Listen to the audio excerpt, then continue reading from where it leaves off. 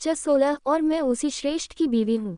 जब नित्या ने श्रेष्ठ की बात, उसका सवाल सुना, उसने झट से अपना सिर ना में हिलाया और श्रेष्ठ का हाथ पकड़कर बोली, ये आप कैसी बातें कर रहे हैं श्रेष्ठ? मुझे आपकी किसी भी बात और चीज से बुरा नहीं लगेगा। इस पर अनिका जी भी नित्या की तरफ देखकर उसे पूरी तरह से छुट देते हुए बोली, तो फिर वेट किस बात का कर रही हो नित्या? तुम्हारा पति तुम्हें अपने हाथ से ब्रेकफास्ट खिला रहा है, तो बस एंजॉय करो बेटा, क्योंकि अगर वो उसके काम में बिजी हो गया तो तुम्हें ये मोमेंट्स बहुत कम मिलेंगे। अपनी प्यारी सासू माँ की बात सुनकर नित्या अपनी तेज नजरों से श्रेष्ठ को ही घूर रही थी। वही दक्ष जी भी अभी आग को हवा देते हुए बोले, वैसे भी तुम्हारा पति पूरा का पूरा वर्कहोलिक है और इसे काम के आगे कुछ भी नहीं सूझता। इससे पहले नित्या कुछ बोलती, श्रेष्ठ ने पहले अपने पेरेंट्स की तरफ देखा और फिर नित्या की तरफ देखकर उन दोनों से बोला, अब से ऐसा कुछ भी नहीं होगा डैड, क्योंकि अब तक मेरी लाइफ में वो स्पेशल वन नहीं था।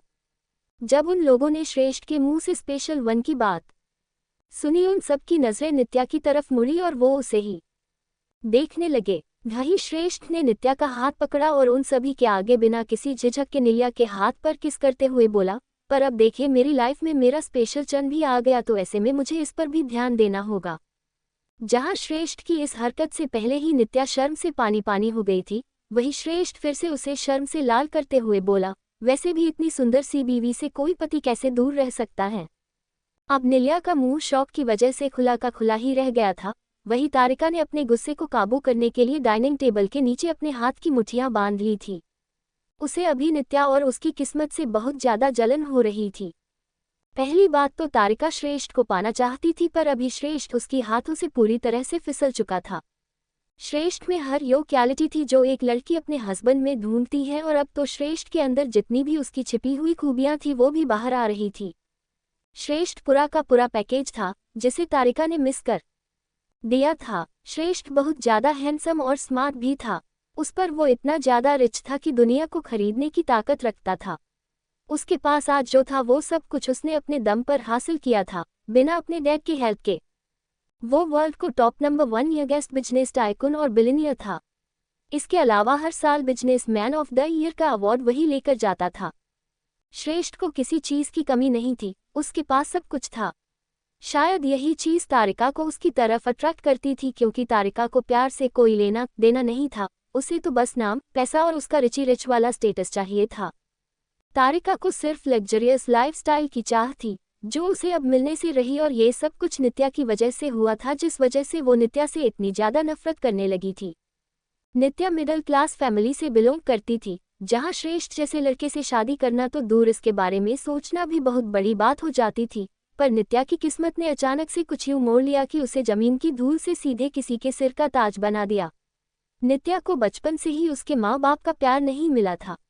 वो दोनों अपनी बेटी को सिर्फ पैसे कमाने का जरिया ही समझते आए हैं, और इसी वजह से उन्होंने नित्या को कभी अपना प्यार नहीं दिया। जो प्यार और रिस्पेक्ट नित्या को उसके अपने घर में, उसके अपने माँ बाप से कभी नहीं मिली, वो यहाँ अनिका जी और दक्ष जी से मिल रहा था। सास ससुर के रूप में नित्या को दूसरे बहुत ही प्यारे माँ बाप मिले थे, जो उसे अपनी बहू नहीं बेटी जैसे ही ट्रीट कर रहे थे।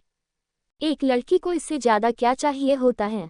भगवान जी ने भले ही नित्या को बचपन से तकलीफें दी, पर उसके बदले इन तीनों, श्रेष्ठ और उसके पेरेंट्स के रूप में एक बहुत बड़ी ब्लेसिंग भी दी थी।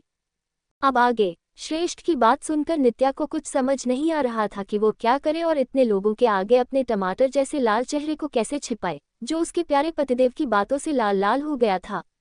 नित्या को जब कुछ सूझा नहीं, उसने बस अपनी नजरें झुकानी ताकि कोई उसकी तरफ ना देखे और उसे एम्बेरस फील ना हो। यही दक्ष जी अपने बेटे की बात से सहमत होकर बोले, हाँ ये तो सही कहा तूने श्रेष्ठ। अब तो अनिका जी की भी नजरें उनके प्यारे पतिदेव पर रिकी हुई थी। दक्ष जी ने एक नज़र अपनी बीवी पर डाली और फिर अपने बेटे की तरफ देखकर बोले, बीवियों के मामले में हम दोनों बाप बेटे काफी नकी हैं, जो हमें इतनी खूबसूरत बीवियां मिली। अब नित्या के साथ साथ अनिका जी का चेहरा भी थोड़ा नाल हो गया था। वे अपनी तेज नजरों से अपने पति को घूरते हुए बोली, बस भी करिए दक्ष, यहाँ बेटे की शादी हो गई और घर में बहू आ गई और आप क्या अपना लेकर बैठ गए? अनिका जी की बात सुनकर श्रेष्ठ और नित्या के होठों पर स्माइल आई। वही दक्ष जी अनिका जी की तरफ देखकर अपना मुंह बनाकर बोले, क्या सच ही तो बोल रहा हूँ यार, और वैसे भी बीवी से प्यार करने की भी कोई उम्र होती है क्या? उन्होंने अपने बेटे की तरफ देखा, जो अपने पेरेंट्स की क्यूट सी कभी ना खत्म होने वाली नोकझोंक देख रहा था। दक्ष जी ने श्रेष्ठ की तरफ देख उससे पूछा, क्यों श्रेष्ठ, कल अगर तू मेरी एज में आया तो क्या नित्या के लिए तेरा प्यार कम हो जाएगा? अब नित्या की आंखें बस श्रेष्ठ पर ही टिकी हुई थी और अनिका जी ने अपने सिर पर हाथ रख दिया था। अपने डैड का सवाल सुनकर श्रेष्ठ ने एक नज़र नित्या पर डाली और फिर अपने डैड को छोटी सी स्माइल देकर उनसे बोला, बिल्कुल भी नहीं डैड, पर हाँ तब तक कहीं गुना ज़्यादा बढ़ जरूर जाएगा। इसी के साथ उसने नित्या को साइड हक किया और उसके माथे पर किस भी किया। उन दोनों को देखकर दक्ष जी अनिका जी से बोले, देखा अनु, ये है मेरा बेटा। अनिका जी ने अपना सिर हिलाया और श्रेष्ठ के बाद दक्ष जी की तरफ देखकर बोली, हाँ हाँ, आप दोनों बाप बेटे एक जैसे ही हो, इसमें कोई शक नहीं, पर अभी ब्रेकफास्ट करो वरना ठंडा हो जाएगा। उन्होंने अपना सिर हिलाया और वो अपना ब्रेकफास्ट करने लगे, जहां श्रेष्ठ और नित्या अभी एक दूसरे को खिला रहे थे और हैप्पीली उनका ब्रेकफास्ट टाइम एंजॉय कर रहे थे। पर जब तक वो दोनों दादी पोती वहां थी, वो उन दोनों को चैन से कैसे रहने देती। बुआ दादी अपना टेढ़ा मुंह बनाकर अपनी थोड़ी ऊंची आवाज में बोली, कैसे लोग हैं, बेचारे निरख को किसी ने ब्रेकफास्ट के लिए भी नहीं बुलाया। ये बात उन्होंने जानबूझकर अपनी ऊंची आवाज में बोली थी ताकि वहां मौजूद सभी ये सुन सके और फिर तरह तरह की बातें बना सके। वैसे वहां मौजूद लोग भी उन लोगों की तरफ ही देख रहे थे, पर श्रेष्ठ की एक गुस्से भरी नजर ने उन सबको चुप करा दिया। अभी अनिका जी को सच में काफी गुस्सा आया और वो बुआ दादी को घूरकर अपनी सर्द आवाज में उनसे बोली, उसका ब्रेकफास्ट उसके रूम में पहले ही पहुंचा दिया गया है और वैसे भी वो मेरा बेटा है, उसके लिए क्या सही है और क्या गलत इसकी चिंता अपना ही करेगी तो अच्छा होगा बुआ जी। जब बुआ दादी ने अनिका जी की बात सुनी, वो अपना ड्रामा चालू करते हुए दक्ष जी से बोली, दक्ष अपनी बीवी को समझा दे, ये कभी मुझसे सीधे मुंह बात भी नहीं करती। इस पर नित्या अपनी दबी हुई आवाज में बोली, हाँ जैसे आप तो बहुत अच्छी हैं ना। उसकी बात सिर्फ दक्ष जी और श्रेष्ठ ने सुनी, जिसे सुनने के बाद उन दोनों के होंठों पर एक तेज स्माइल आई और वो भी बुआ दादी को घूरने लगे। वही बुआ दादी फिर से दक्ष जी को अनिका जी के खिलाफ करने की कोशिश करते हुए बोली, अब तो तेरी भी बहू आ गई है और ये नई नवेली दुल्हन अपनी सास से क्या सीखेगी, बदतमीजी करना। अब तक नित्या शांत थी, पर जब उसने बुआ दादी की ये बात सुनी, उसका दिमाग पूरी तरह से खराब हो गया। अनिका जी ने पहले ही दिन से नित्या की लाइफ में एक माँ की कमी पूरी की थी और नित्या ये बिल्कुल भी बर्दाश्त नहीं कर सकती थी कि कोई भी बाहर वाला आकर उसके आगे उसके माँ की इंसल्ट करे, उन्हें बुरा भला बोले। अब नित्या के सब्र ने जवाब दे दिया था, जिस वजह से वो गुस्से में तमतमाते हुए अपनी जगह पर से उठ खड़ी हुई। उसका ये क्विक रिएक्शन देखकर सब शॉक्ड हो गए थे और वो लोग भी अपना ब्रेकफास्ट छोड़कर अपनी अपनी जगह पर खड़े हो गए। नित्या ने अपनी गुस्से भरी नजरों से बुआ दादी को घूरा और फिर अपनी ठंडी आवाज में उनसे बोली, एक्सक्यूज मी बुआ दादी, मुझे माँ से जो कुछ भी सीखना होगा वो मैं देख लूंगी, आप मुझे बताने की तकलीफ क्यों ले रही हैं। उसकी इस बात पर जहाँ श्रेष्ठ और दक्ष जी के होंठों पर दबी सी स्माइल आई, वही अनिका जी की आंखों में नित्या के लिए प्यार दिखने लगा, जो अब बढ़ने लगा था। अब नित्या वहां से अनिका जी की तरफ आई और उनका हाथ पकड़कर बुआ दादी से अपनी वही गुस्से भरी आवाज में बोली, ये हम दोनों सास बहू नहीं, माँ बेटी का सवाल है जो हम आपस में मिलकर सुलझा लेंगी, आप इसमें अपनी टांग नहीं अड़ाए तो बेहतर होगा। नित्या ने अभी श्रेष्ठ की तरफ देखा और उसे अपनी प्यारी सी स्माइल देकर अपना मासूम सा चेहरा बनाकर उसने श्रेष्ठ से पूछा, क्यों श्रेष्ठ, मैंने कुछ गलत बोला? अब श्रेष्ठ भी अपनी बीवी का साथ देकर उसे पूरा सपोर्ट करते हुए बोला, नहीं तो मैं तुम्हारी बात से सहमत हूँ नित्या। श्रेष्ठ की बात सुनकर नित्या फिर से उन दोनों दादी पोती की तरफ देखकर अपनी अकड़ भरी आवाज में बोली, देखा, मेरे पति भी मेरी बात से सहमत हैं, मतलब जब खुद इनके बेटे मेरी बात से सहमत हैं तो आप दोनों का इसमें कुछ बोलने का कोई मतलब, या फिर मैं ये कहूँ कि कोई हक ही नहीं बनता। नित्या की बात सुनकर जहां उन तीनों श्रेष्ठ और उसके पेरेंट्स को नित्या पर प्राउड फील हो रहा था, वही वो दोनों दादी पोती सही मौके का तलाश कर रही थी, पर उन्हें वो मौका नहीं मिलने वाला था। नित्या अभी उन दोनों की तरफ देखकर अपनी सीरियस आवाज में बोली, आप लोग यहाँ के सिर्फ गेस्ट हैं और गेस्ट का काम ही होता है कुछ दिन मेहमान नवाजी कराने के बाद अपने घर जाने का, मतलब अब कुछ दिनों में आप दोनों भी अपने घर जाएगी। ये सुनकर तारिका गुस्से में फटने लगी, क्योंकि अभी नित्या ने सबके सामने उसकी इंसल्ट की, जो उससे हजम नहीं हो रहा था।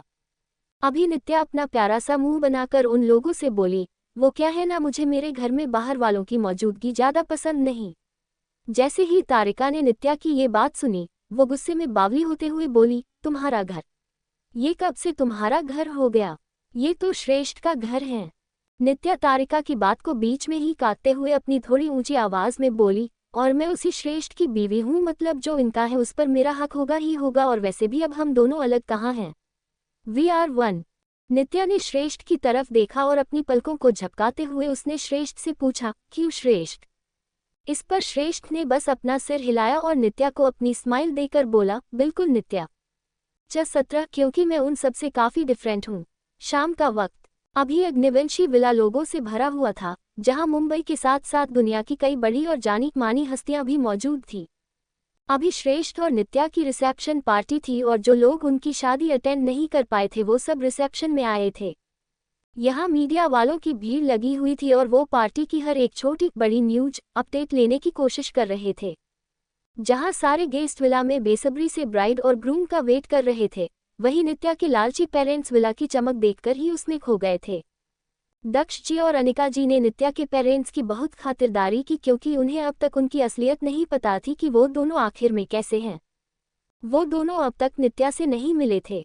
नित्या उसके प्यारे पतिदेव के साथ उनके रूम में थी, जहां श्रेष्ठ नित्या के साथ उसके कुछ खास पल बिता रहा था। श्रेष्ठ और नित्या का रूम। नित्या अभी रिसेप्शन पार्टी के लिए रेडी हो चुकी थी। उसने बहुत ही प्यारा रेड कलर का रॉयल प्रिंसेस गाउन पहना था, जिसमें रियल डायमंड्स लगे हुए थे, और उस एक गाउन की कीमत ना जाने कितने लाख होगी।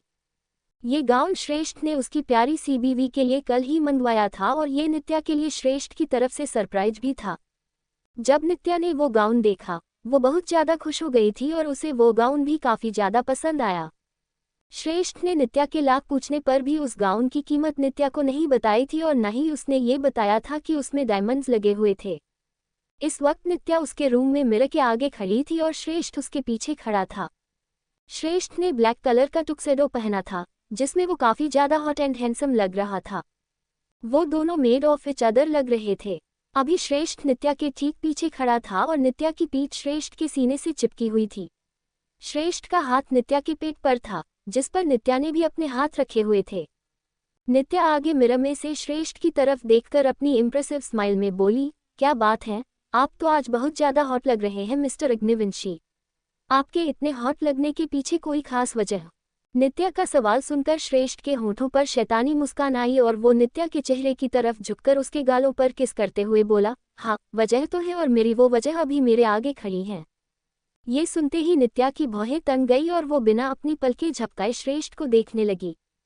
श्रेष्ठ नित्या के आगे आया और फिर उसके होठों को अपने अंगूठे से सहलाकर उसकी आंखों में देखते हुए अपनी गहरी आवाज में बोला, अब मेरी बीवी ही इतनी हॉट एंड सेक्सी है तो मुझे उसके लेवल से अपना लेवल मैच तो करना होगा, वरना लोग कहेंगे कि श्रेष्ठ अग्निवंशी के बीवी से श्रेष्ठ अग्निवंशी का लेवल मैच नहीं होता।